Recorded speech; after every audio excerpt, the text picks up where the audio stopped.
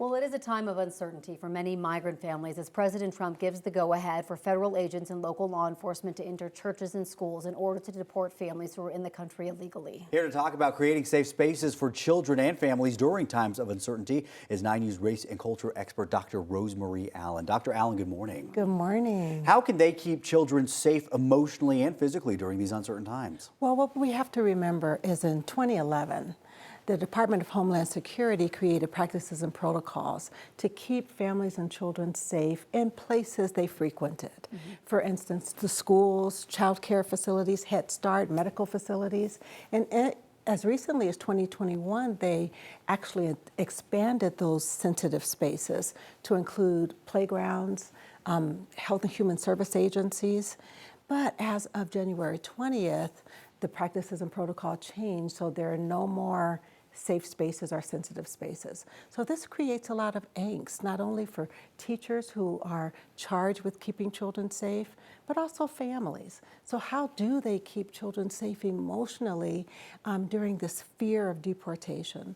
So one of the things that we have to understand is that that fear does manifest and impact children's health, safety, and well-being, overall their emotional and mental health.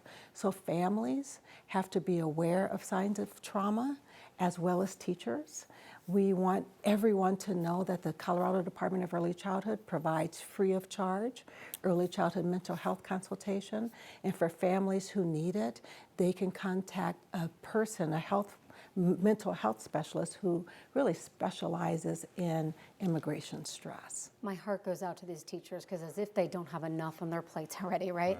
Yes. This is such a time for them that can be scary emotionally and physically. So talk a little bit more about what more teachers can do to make their kids feel safe emotionally and physically while they're at school. We have to have a plan in place. So what is the plan should immigration officers come to the school?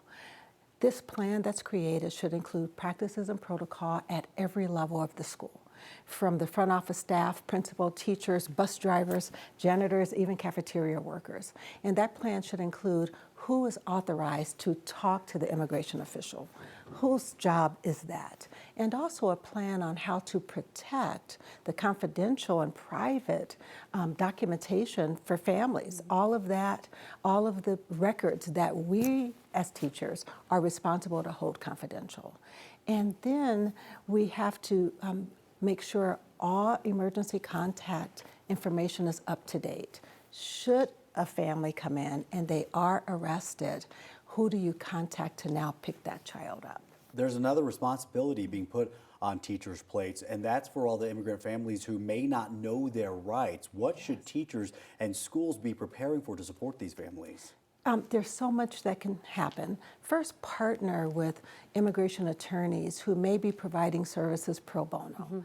So you can have Know Your Rights webinars, for workshops, hopefully in the language of the families. They can also create a resource list of important agencies that they can deal with. Every family should be advised to carry those important documents. Unfortunately, this is the time we should probably all be carrying our birth certificate and any immigration papers. And then really implementing trauma-informed practices. Know the signs of trauma and implement those strategies that will help children and families, but also that will avoid re-traumatizing families. Some really great information this morning, Dr. Allen. Thank you so much for coming in. Thank you for having me. Appreciate it.